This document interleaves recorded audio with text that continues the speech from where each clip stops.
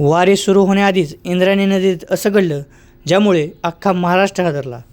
फक्त एका तासात इंद्रायणीच्या पात्रात असा काही चमत्कार घडला ज्यामुळे संपूर्ण वारकरी हे चकित झाले आहेत. तर आषाढी वारी सुरू होण्याच्या अवघ्या काही तास आधी आळंदीमध्ये अशी परिस्थिती निर्माण झाली होती की लाखो वारकऱ्यांच्या मनात फक्त एकच प्रश्न होता, यंदा माऊलींची पालखी वेळेवर निघणार का?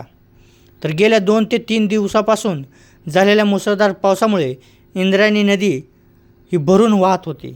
नदीवरील अनेक घाट आणि काही रस्ते पाण्याखाली गेले होते व आळंदीमध्ये जाणाऱ्या मार्गावरही मोठा परिणाम झाला होता. त्यामुळे वारकरी, प्रशासन आणि देवस्थान समिती यांची चिंता वाढली होती. कारण माऊलींची पालखी ही केवळ एक परंपरा नाही तर महाराष्ट्राच्या श्रद्धेचं प्रतीक आहे. लाखो वारकरी वर्षभर या दिवसाची वाट पाहत असतात. त्यामुळे पावसामुळे हा सोहळा विस्कळीत होईल का अशी चर्चा सर्वत्र सुरू झाली. मात्र वारीच्या दिवशी सकाळी अशी परिस्थिती निर्माण झाली, असा चमत्कार निर्माण झाला की हळूहळू बदल दिसू लागला. पावसाचा जोर कमी झाला आणि इंद्रायणी नदीची पाणी पातळी ओसरू लागली. प्रशासनाने परिस्थितीचा आढावा घेतला आणि आवश्यक त्या सुरक्षतेच्या उपाययोजना सुरू केल्या. त्यानंतर पालखी सोहळा नियोजित पद्धतीने पुढे जाऊ लागला.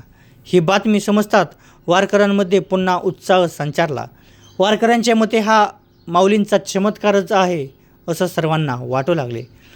ज्ञानोबा तुकाराम माऊली माऊली या जयघोषाने आळंदी पुन्हा दुमदुमू लागली.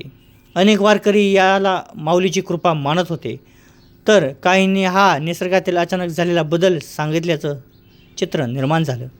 दरम्यान पूर परिस्थितीमुळे काही ठिकाणी अडकलेल्या वारकऱ्यांना सुरक्षित बाहेर काढण्यासाठी बचाव पथकांनीही महत्त्वाची भूमिका बजावली.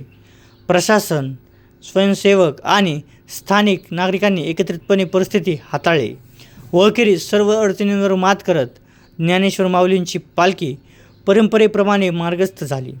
त्यामुळे लाखो भाविकांचा जीव भांड्यात पडला आणि वारीचा प्रवास भक्तिमय वातावरणात हा सुरू झाला.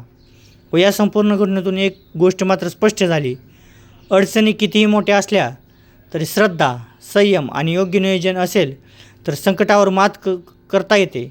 वारकऱ्यांसाठी ही केवळ यात्रा नसून श्रद्धा, सेवा आणि एकतेचा उत्सव आहे. व माऊलींच्या चरणी हीच प्रार्थना की सर्व वारकऱ्यांची वारी सुखरूप पार पडो आणि महाराष्ट्रावर त्यांची कृपा कायम राहो. तर मित्रांनो, सांगण्याचा उद्देश एकच की झालेल्या भयानक इंद्रायणी महापुरात अचानक असा बदल का झाला व तेथे वारकरी ज्या रस्त्यातनं जात होते त्या रस्त्यात सर्वत्र पाणी झाले. पण बघा, झाला हा चमत्कार. वारकरीला फक्त माऊलींचीच काळजी आणि विठोबाचीच काळजी. तरी झालेल्या ह्या चमत्काराबद्दल तुम्हाला काय वाटतं? कमेंट बॉक्समध्ये एकदा नक्की कळवा. रामकृष्ण हरी, ज्ञानोबा माऊली तुकाराम. जय महाराष्ट्र.